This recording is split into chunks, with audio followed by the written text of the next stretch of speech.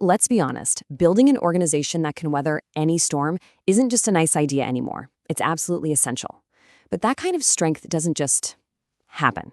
You need a system, a real blueprint for managing risk and keeping the ship pointed in the right direction. And today, we're diving into the framework that does exactly that. 147 million. Just let that number sink in for a second. What on earth could that possibly be? Yup. Back in 2017, that was the number of people whose most sensitive personal data was laid bare in the massive Equifax data breach. And you know the most gut-wrenching part of it all? When investigators looked into it, the cause was a total failure to patch a known vulnerability. It was completely preventable, a catastrophic failure of risk management. Which brings us to the big question, right? How do you actually build an organization that can spot these risks from a mile away and deal with them before it's too late?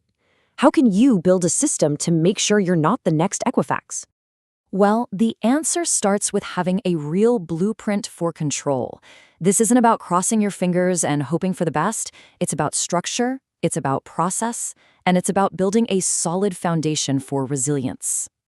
So that brings us to the official definition of internal control from COSO. That's the Committee of Sponsoring Organizations. Now, I know it sounds a little academic, but notice the key word here, process. Control isn't a one-time thing. It's a system that's woven into the very DNA of a company, from the board of directors all the way down, all working to hit a few really important goals. So what are those goals? COSO boils them down into three big buckets. First up, you've got operations. This is all about making sure the business is running like a well-oiled machine. Then there's reporting, which makes sure all your data, whether it's for your own team or for the public, is trustworthy and transparent. And finally, compliance, which is pretty straightforward, making sure you're playing by the rules and following the law.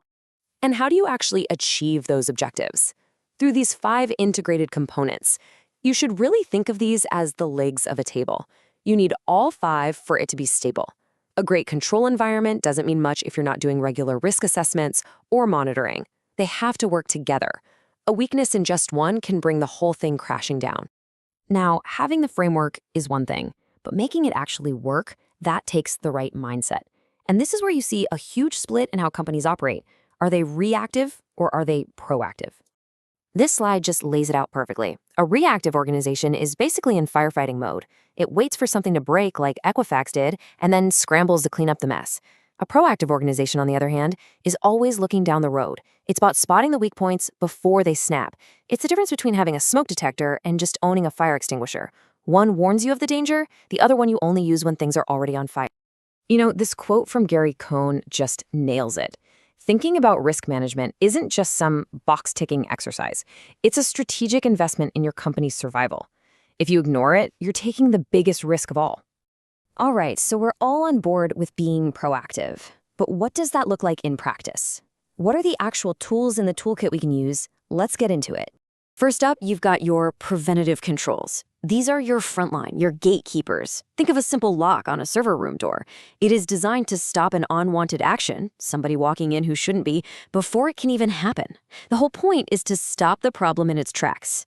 But hey, let's be real. Nothing is 100% foolproof. And that is exactly why we need detective controls. These are your smoke alarms. An alarm doesn't stop a fire, but it screams its head off the second it detects smoke, so you can jump into action. These controls are all about finding problems that manage to sneak past your first line of defense. So what happens when that alarm goes off? That's when your corrective controls kick in. To stick with our analogy, this is your fire suppression system. The alarm sounds and the sprinklers turn on to douse the flames and minimize the damage. These controls are all about fixing the issue and getting things back to normal. The really crucial thing to get here is that these controls create layers of defense. This table gives you a great snapshot of how it works. For example, in the administrative world, you prevent issues with segregation of duties, which is just a fancy way of saying you don't give one person all the keys to the kingdom. Technically, a firewall prevents bad traffic, while your security logs help you detect a problem. And physically, well, a fence prevents, a camera detects. See how it works? No single control can do everything. Their real power is how they work together.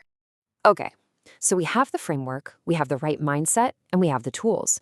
But how in the world do we make all this a part of everyday life for everyone in the company? The answer, my friends, is policy.